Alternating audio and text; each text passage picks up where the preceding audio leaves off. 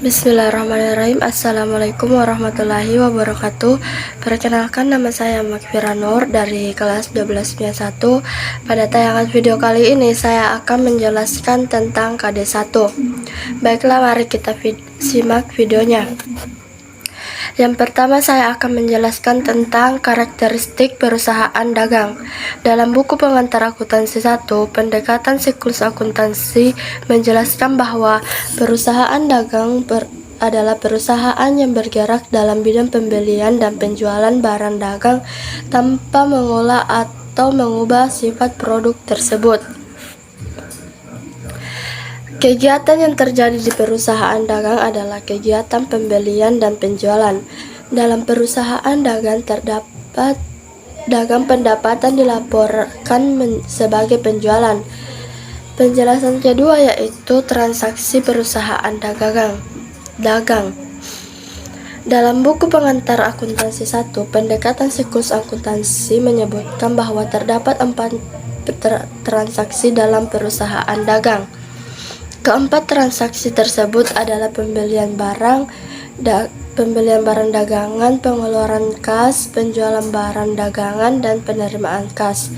Berikut ini adalah penjelasannya. 1. Pembelian barang dagang. Transaksi pembelian hanya meliputi pembelian barang dagangan, yaitu membeli barang yang akan dijual kembali pada pelanggan. Bukti transaksi pembelian secara kredit berupa faktur dan bukti transaksi pembelian secara tunai berupa nota kontan. Dalam melakukan transaksi pembelian ada beberapa hal yang perlu diperhatikan, yaitu sebagai berikut. 1. Beban angkut pembelian. Beban angkut pembelian akan menambah nilai pembelian. Pencatatan pengeluaran untuk beban angkut tergantung pada syarat penyerahan barang yang telah disepakati. Syarat penyerahan barang yang biasa digunakan yaitu shipping point, artinya pihak pembelian menanggung biaya angkut pengiriman barang. 2.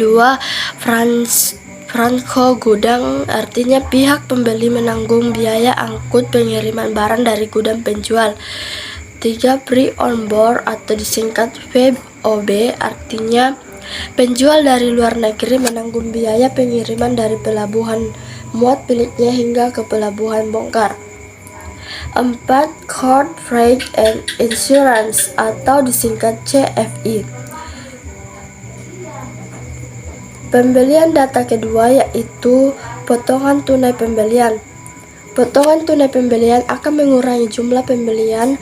Perusahaan akan mendapatkan potongan tunai pembelian pada saat membeli barang dagangan atau barang lainnya secara tunai atau membayar utang dagang sesuai dengan syarat pembayarannya yang telah disepakati.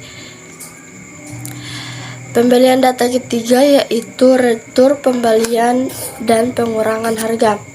Retur pembelian dan pengurangan harga akan mengurangi nilai pembelian barang dagangan.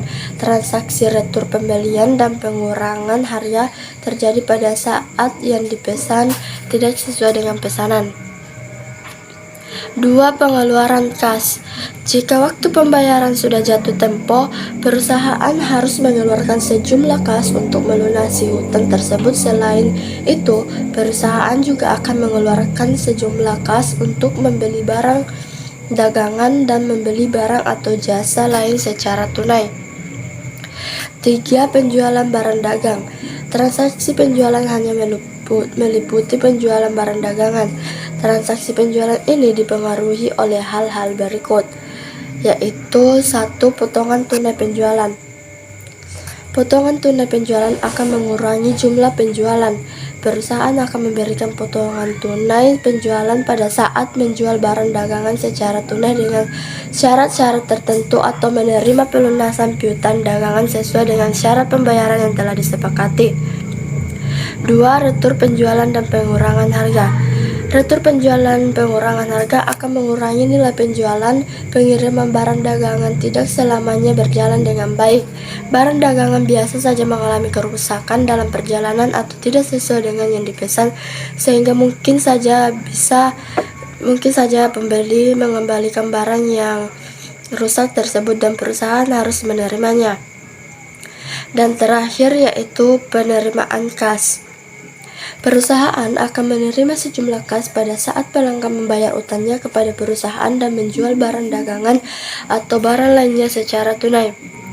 Perusahaan juga akan menerima kas dari kegiatan lain di luar usaha pokok perusahaan, misalnya penerimaan kas dari pendapatan bunga. Sekian penjelasan dari saya, kurang lebihnya mohon dimaafkan. Wabillahi taufiq walhidayah. Wassalamualaikum warahmatullahi wabarakatuh.